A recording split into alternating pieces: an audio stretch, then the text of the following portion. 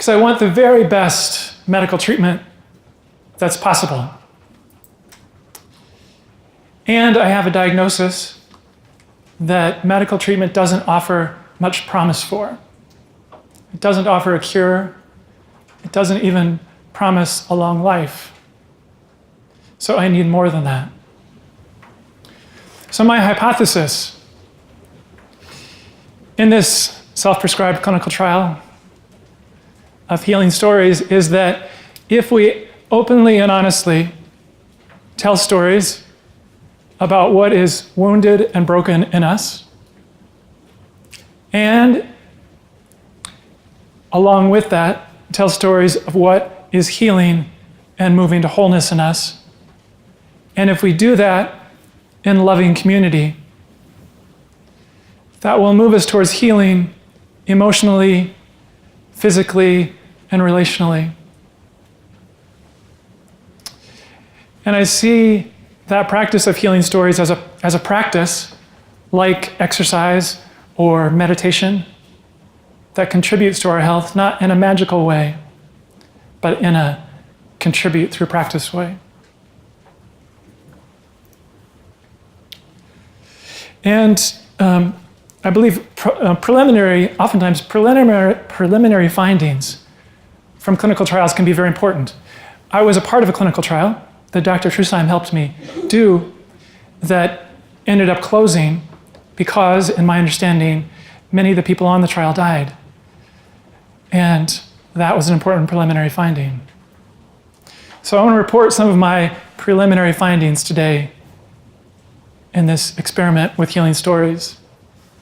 And the umbrella, the title of my preliminary findings is that there is a healing river coming for all of us, and it's unavoidable.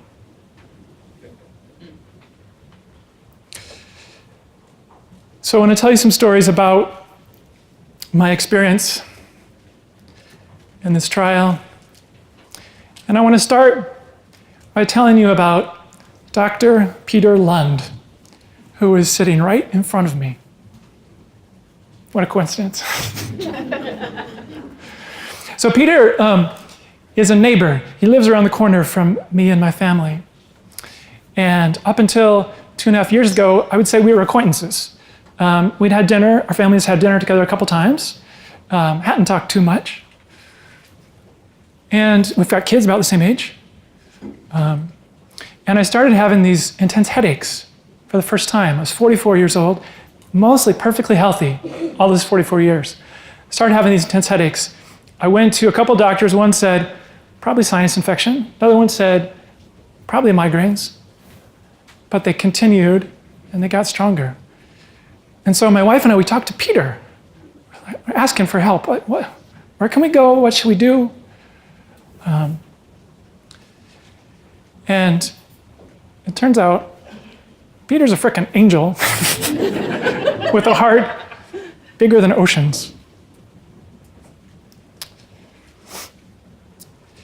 And he's been dramatically helpful to me over the last 2.5 years. So Peter suggested that we go to a neurologist. And that neurologist said, well, we're going to do an MRI just to rule things out. He said, I don't think we'll find anything, but we just need to rule things out. And 2 days after that, my amazing wife, Jenny, and I were sitting in a neurosurgeon's office, Dr. Naguib, who I'm also very grateful for. And Dr. Naguib, as some of you know Dr. Naguib, he's quite a blunt, direct guy in ways I appreciate. So we're meeting him for the first time. We're sitting in his office. He comes in and he says, he's got my MRI image of my brain on the screen, and he said, there's a big thing in there. It needs to come out. I can do it in 2 days or 2 weeks. What do you want? And he said, I've got to go talk to my scheduler person. I'll be back in a couple minutes. Let me know if you want to do surgery in 2 days. And as you can imagine, I was in shock. I was overwhelmed. I was terrified of someone taking a saw to my head. I didn't know if we should get a second opinion. I didn't know what we should do. And Jenny, as we're sitting there in the surgeon's office without the surgeon, Jenny sent a text to Peter. And I had just that week kind of said I wanted to start going to Peter's doctor, Peter's clinic as my primary care clinic. And Jenny sent me a text saying, well, we're here, we don't know what to do. And I was just looking down, panicking. And when I looked up, just moments later, Peter appeared in the chair next to me. Like magic. I didn't know doctors could do that. And I don't know if we're really supposed to be texting our doctor, don't tell anybody. But whenever I still think about Peter showing up so fully, I still cry thinking about how grateful I am. And Peter reassured us that yes, actually doing surgery in 2 days is good. Soon is good. It's the right thing to do, which I didn't know, or I couldn't say on my own. But Peter sat there with us. Dr. Naguib, the surgeon, came back in the room.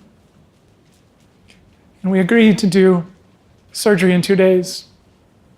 So I spent 2 days trembling and squeezing Jenny and telling people I knew that I loved them because I didn't know if I would survive the surgery or what my functioning would be after the surgery.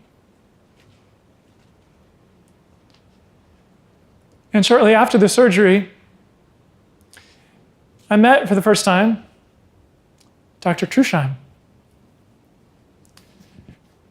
And Dr. Trusheim explained that the biopsy from the surgery showed that it was cancerous and that it was the most aggressive kind of brain cancer, glioblastoma.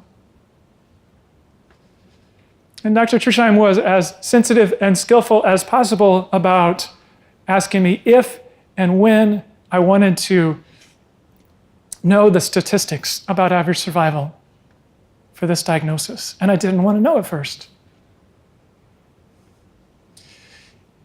In the next office visit, when I did finally say, yes, I want to know, Dr. Trusheim drew me a nice curve that showed, he said, depending on which study you believe, average survival is between 15 and 18 months.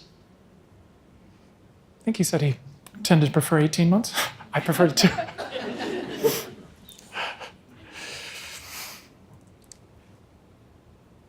And I was still overwhelmed and in shock. Jumping back in time, when I was in 5th grade, my family moved when I was in 5th grade from Kentucky to Missouri. And when we moved, shortly after that, I was in the school cafeteria. And I was sitting at a table by myself, and all the other boys in 5th grade were sitting at the next table, talking to each other and eating. And when I was sitting at the table by myself, I was telling myself 2 stories. Stories were, one, I'm not cool enough, I'm not confident enough, I'm not good enough to be at that table. And at the same time, I was telling myself, well, actually, I'm a little bit better than them because I'm analyzing the situation and I can see the social dynamics. I can see my own perceptions. That makes me better than them. And those 2 stories, that I'm not good enough and that I'm better than, have stayed with me for the 40 plus years since that time, or 35 plus years since that time in 5th grade. But when Dr. Trusheim told me about the brain cancer, I knew that I needed to live and learn different stories. And I quickly got help from that, from, among others, Emily Jarrett Hughes, who happens to be sitting right there too. It's amazing. That the same week that I had that brain surgery, Emily and my sister from England, and her family. They organized a party to support my healing.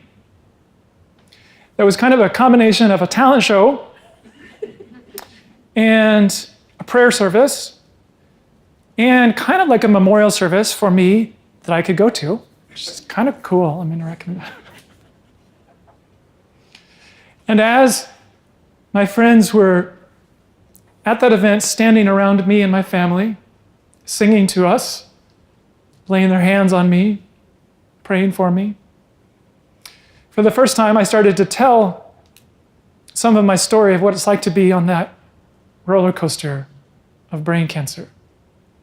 That I told them how magic Peter was. Peter was actually there, I believe. And I told them about how freaked out I was when Dr. Trusheim said 15 to 18 months. And as they were listening to me, as you are now, it felt like they were reaching into my belly and shifting it.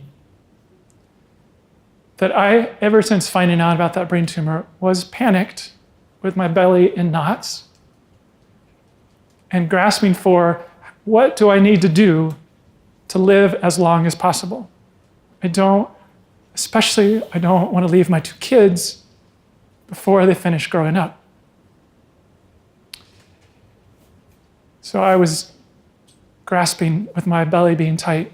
And when I started to tell my story to these friends, it felt like they did, I don't know how they did it, something to open up my belly, soften it, and help me realize that what's most important to me isn't the number of days that I live, but it's the degree to which I can take in the love that's being offered to me and let it move through me.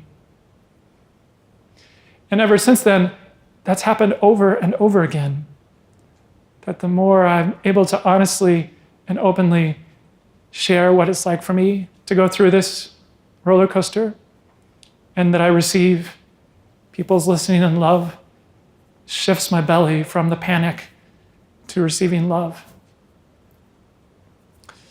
Which is my understanding of the foundation of healing, is that shift from panic to receiving love. So after the surgery, when I met with Dr. Trusheim, he explained that the normal treatment for this diagnosis is quite standard, I believe, is that you do chemo, an oral chemo, and you do radiation in the spot of the tumor. Because they had taken out a tumor about the size of a ping pong, but the kind of cancer it is, it tends to burrow and spread around. So you can't say we got it all. You have to do extra stuff. So I started doing chemo and radiation. And when I started that, I have an aunt who lives in Indiana, Aunt Marcia.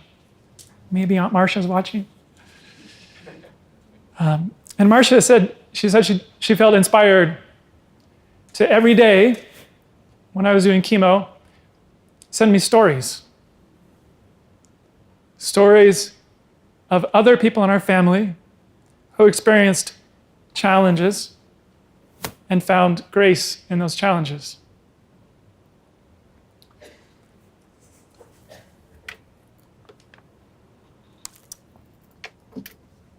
And one story she told me was about my great-grandmother, who I met and really appreciated when she was alive, but I never heard this story from her. My great-grandmother had a daughter named Mary Esther. And when Mary Esther was a toddler, she was very sick.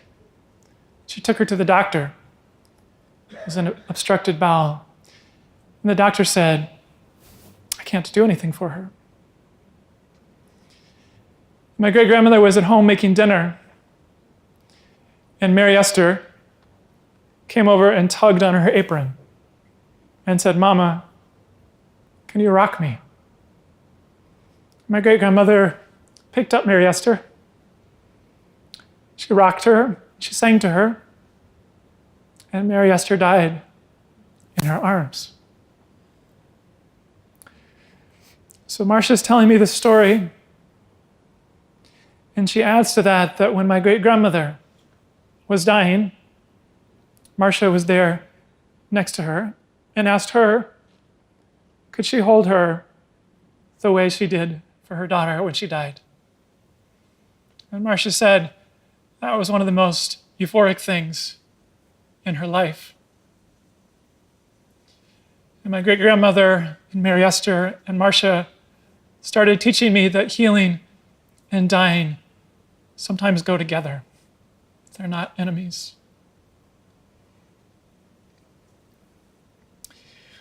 So a few months went by. I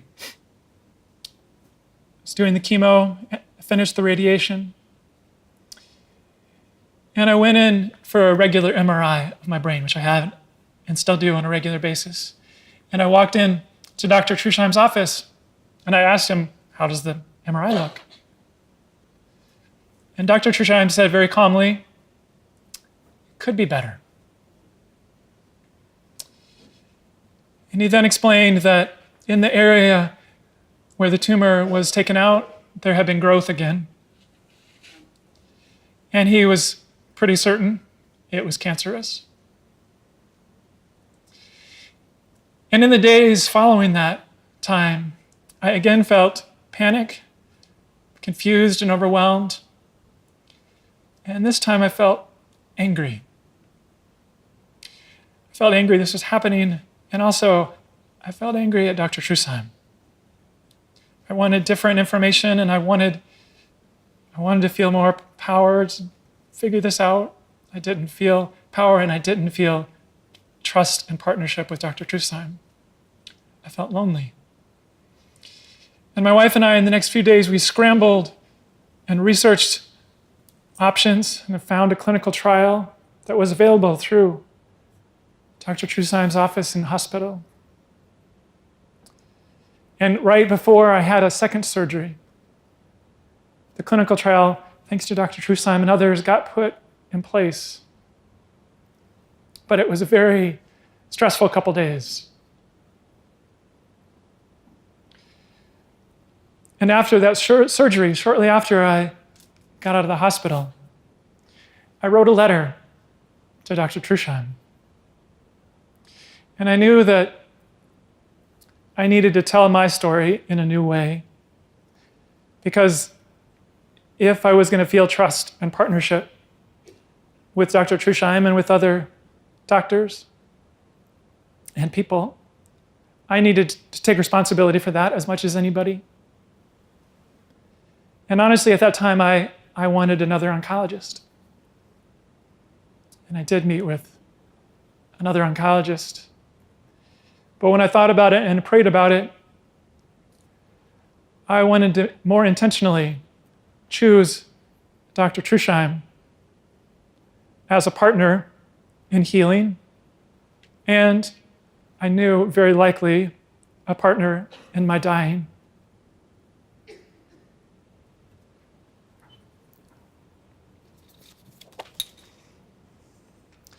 And Dr. Trusheim and his staff generously received that input. And a few months went by, and again, I started to feel like, okay, it's maybe going to get kind of normal. But then again, I started to get intense headaches. And I went to the emergency room and eventually found out that I had meningitis, infection in my spinal fluid, which I also knew could quickly kill you, like the brain cancer can. And then I was in the hospital several days with meningitis. After one test of my spinal fluid came back, talked to Peter, and he said, no, this is serious. You have to go. You have to go to the hospital to get on serious antibiotics. And that time I was in the hospital, there were several doctors then working with me, including an infectious disease doctor, Dr. Trusheim, Peter, and others. And at that time, they didn't all agree on what to do with me. As I understand it, the infectious disease doctor said, you're going to need to have another surgery to take out the titanium, the screw that's in my skull from the previous surgery. He thought the infection was caused by that screw and it wouldn't go away until that happened, until it was taken out, which would mean there'd be a big soft spot in my head forever. But I believe Dr. Trusheim and my surgeon were cautious about maybe that's not a good idea. And I felt confused and overwhelmed and afraid of dying from meningitis or cancer. I wasn't sure which one. Just a race between those two. In the hospital. And in the hospital that time, there was a woman who came in to clean my room. His name is Pema. And as Pema was taking out the trash, she did a story intervention on me. She told me a story about her son, who had a serious kind of cancer also, and how she took him to a monastery and how he got better. And she looked at me. She knew I was freaked out. She looked at me and she said, with authority, she said, doctors and prayer can work together. And she gave me a kind of peace and comfort that doctors weren't able to at that time.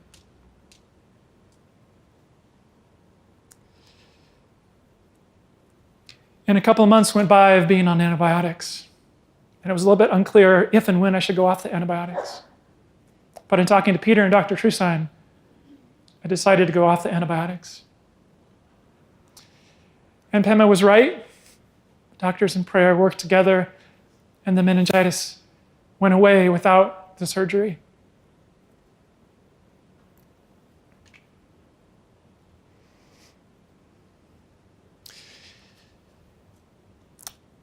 This past winter, Dr. Trusheim did a story intervention on me, which he might not have thought of as such. But I had gone in for a regular MRI and went into the clinic to see what the results were. And Dr. Trusheim said, well, it's stable, just like it's been the last year now. And Dr. Trusheim, as I remember it, said, you can start imagining life beyond the next 2 months when the next MRI is. You can expand how you see life. And I think Dr. Trusheim saw that I was living in a story that was afraid to imagine anything possible beyond when I do my next MRI in 2 or 3 months. And he was inviting me to live in a bigger story, to imagine life beyond those 2 months.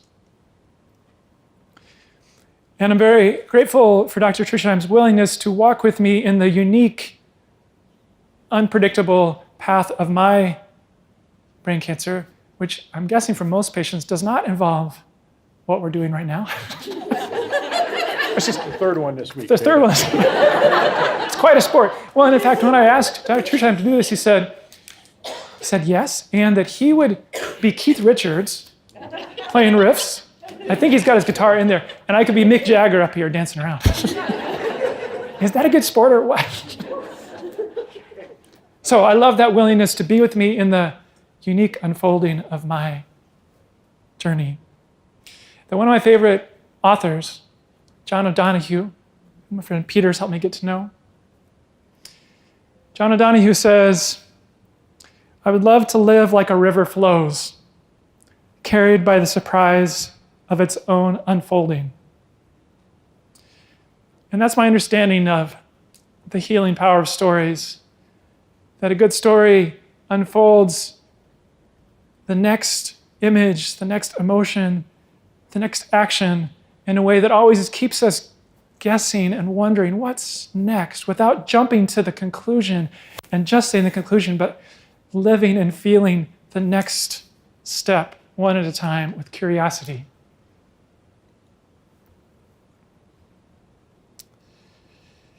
I was talking recently with Mary Jo Kreitzer, who is a leader both nationally and locally in studying and defining what healing is. We were talking about how there's not a lot of common scientific definition and study about healing. And Mary Jo says, But one thing you can say is you can say, healing is possible. And I found that helpful.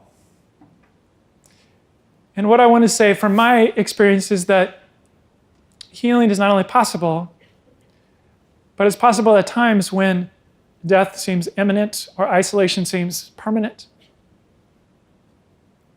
And I want to have the audacity to add to Mary Jo's statement that healing is inevitable and unavoidable. It just probably won't look like we thought it would. There's another story that my Aunt Marcia told me when I was doing chemo about my great aunt Ruby. She's quite a character who I also knew and appreciated. And when Ruby was dying, she was quite isolated. Her husband had died. She didn't have any children. She didn't really have any friends. And my Aunt Marcia was taking care of her as she was dying. And in that time before death, when people tend to kind of come in and out of consciousness, when Ruby would wake up, she would often say, it's amazing. It's unbelievable. And one time when she woke up, she said, I had it wrong. Life is about love. And she was dazzled and amazed by how she was being inundated with that love as she was dying, even though she had been mean to her caregivers and driven many of them away and was in an isolated condition. She was overwhelmed by healing and love.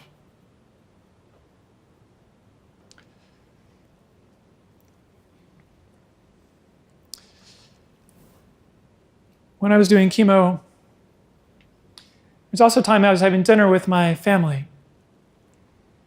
And I had told my kids a lot of times, I was quite naggy about wash your hands, don't stick your fingers in the chips, and I was afraid of dying from germs because my white blood cell count was low. And one time at dinner, I said to my family, I said, I feel lonely and sad about nagging you so much about washing your hands. And one of my kids had just double dipped his carrot in the hummus. And I had snapped at him about double dipping could kill me or something like that.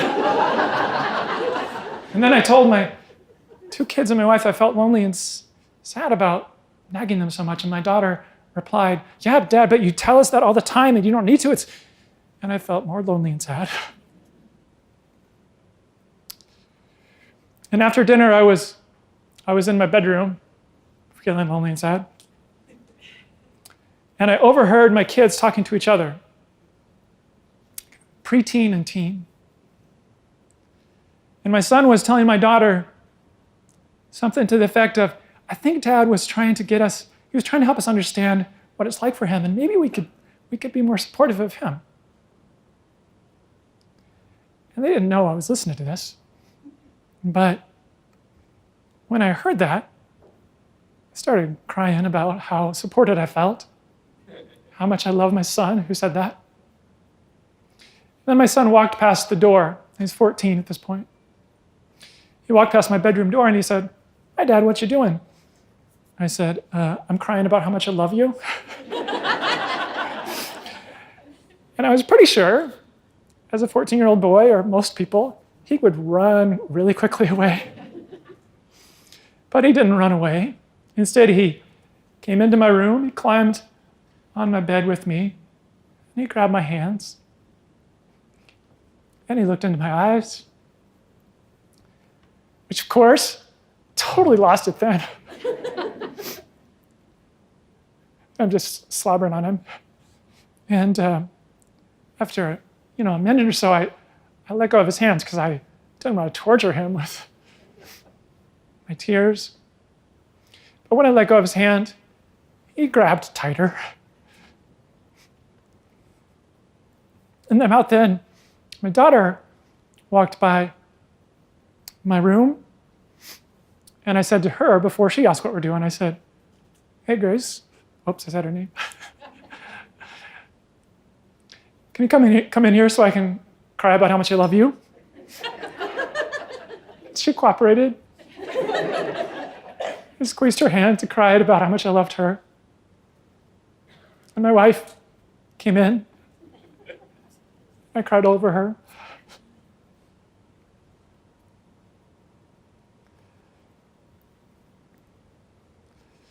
And I believe Ruby, my aunt, my great aunt, was right that love is unavoidable. And I'm very grateful for my kids and others who keep teaching me how to receive it. Because that, to me, is the foundation of all healing, receiving love. And the medical treatment can make that possible and complement that in really important ways. And in this practice of healing stories, I think, like with all treatments, there can be dangerous side effects. I think the most dangerous side effect that I know about is if I take my story too seriously, or think it's the only truth. And the best antidote that I know about to that side effect is to open up to other people's stories of what's painful for them and what's healing in them. And I know that there are others of you here today who also are facing aggressive cancer. And I know there are others of you here today who long to be present and supportive to your kids in ways you're afraid you can't.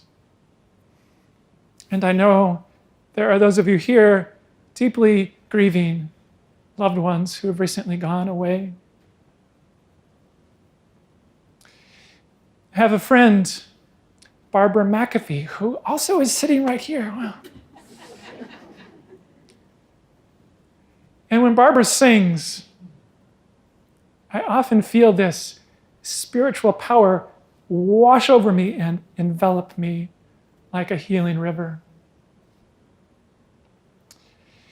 And right now, I would like to remind you of those yellow cards I asked you about at the beginning, and invite any of you who want to acknowledge silently healing that you long for, physically, emotionally, in relationship. If you'd like to acknowledge that and receive that healing river, to silently stand up, just wave your hands, and in a minute, I'm going to invite Barbara to come up and sing to us as we imagine that healing river washing over us. So please join me in standing if you'd like to. And Barbara, please sing to us.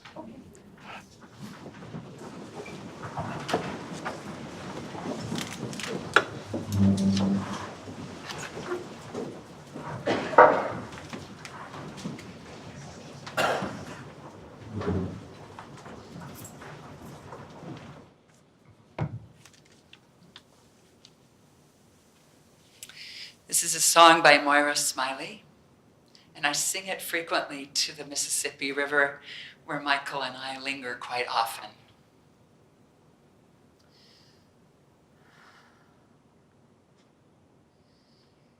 Come and stand in that river, current gentle and slow. Send your troubles down water, down on that river flow.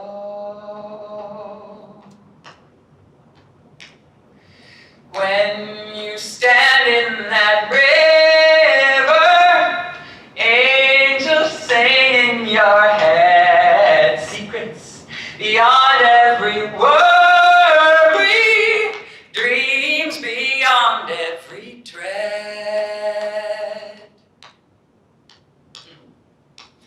Tell me, brother, tell me, sister, where does that river flow? Flows down to the great water, where soon my people will go. Come and stand in that river,